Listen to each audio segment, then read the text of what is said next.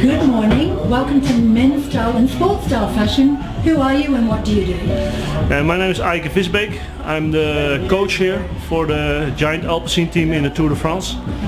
And we've just been on a bike ride with 20 guests of the team. We are doing a very interesting project that's called Creating Memories with people from our sponsor Sunweb, and we bring them here and we give them a special experience by meeting the riders and riding in the hills here in Andorra and creating something special. Why are you doing that? I love it.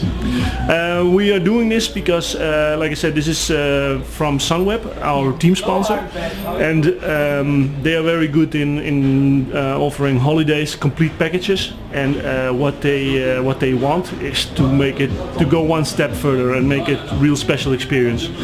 So they brought 20 guests, and they were able to ride with the riders of the team and with us, the coaches.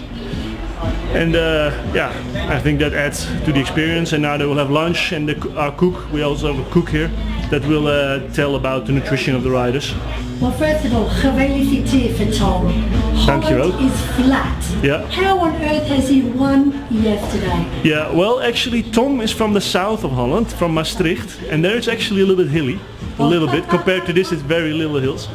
But he's a good climber, and he had the first 5 days in the tour were tough for him, and it was also flat, but now with the mountains he was starting to feel better, and yesterday we wanted him to go on the attack, and he did, and it was really an impressive ride from him, and a heroic ride, because it was a lot of rain, showers, cold, and he won, so it was really nice. I'm very familiar with that road because I ski in the winter. Yeah. Can you talk about the mental strength for Tom to do what he did, because it's a real tough track. It's climb. Well, I mean, actually it started all on the climb before, because that was really a steep climb, and he is a little bit of a bigger guy, more powerful climber, and the others are more like smaller and lighter. So on the steep climb he gave them the idea he was not so good. He dropped a little bit, rode his own speed up the climb, and then came back. So mentally he was very strong.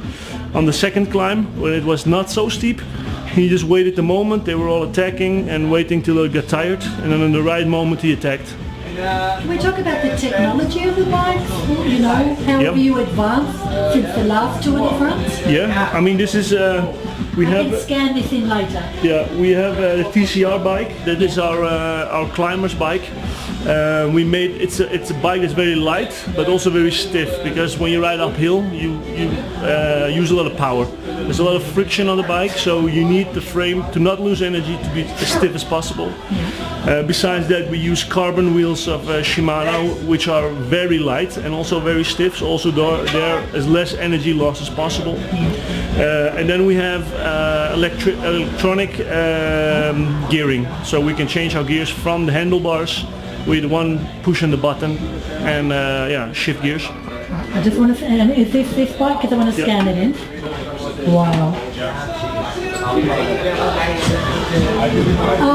How important is social media marketing for you guys? I think it's the hub, especially if you want to reach the generation under 30.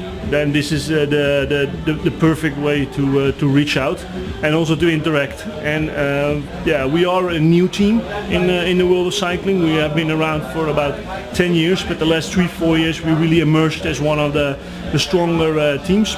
But we're very focused on talented riders, so we have a very young image, and that connects very good.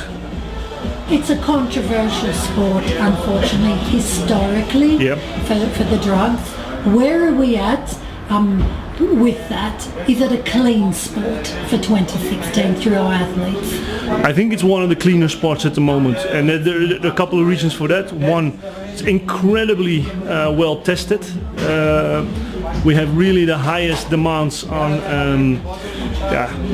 the medical side of things. So they're very regularly blood tested, mandatory, urine tested, mandatory.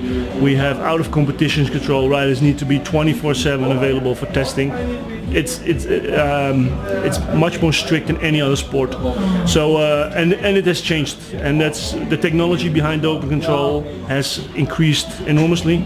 So it's really difficult for riders to cheat at the moment, and that makes the difference at the moment. I think it also shows now the last couple of years that there is, of course, there's always some case popping up, but if you compare it to the other sports, we are really on the right track.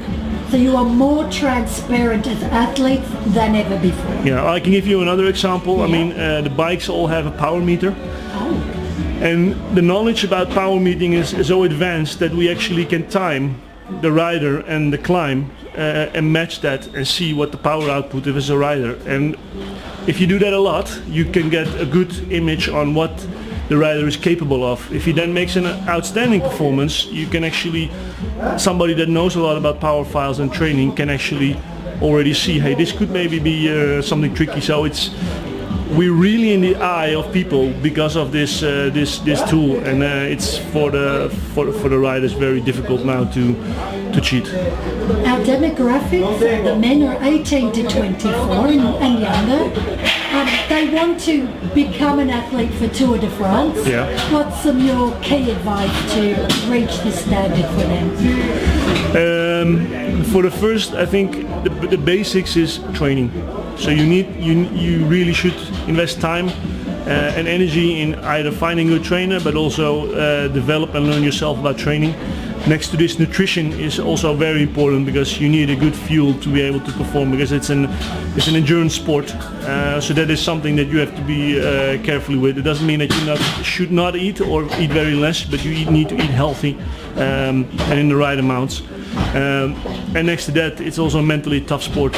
You need to be prepared to suffer. You need to be prepared to ride up a climb for 20 kilometers. So yeah, it's a demanding sport. But on the other hand, it brings you to all over the world, and it's really it's a sport that's always different. I mean, we have 190 riders in the race, and yeah, every stage is different specialties. So it's a sport with a lot of variation, and it's a heroic sport. I think yesterday was the biggest example of that. Yes. Yeah. For Holland, it's exciting times. You've got Tom, an up-and-coming sports champion, and you've got Max for Formula One. Yeah. Why do you think Holland all of a sudden is bringing out some phenomenal world-breaking athletes, really? What do you think? Can you answer I think it has to do with that the sport, the politics behind the sport has grown up. And I can give you one example of the Johan Cruyff Institute, the university, where much more athletes now on a younger age are able to follow an education and combine it in a very good way with training. So that means that our athletes also develop mentally, and I think that also created that much more. The youth is much more willing to invest a lot of time in their sports because they know they can still do a good education on the side.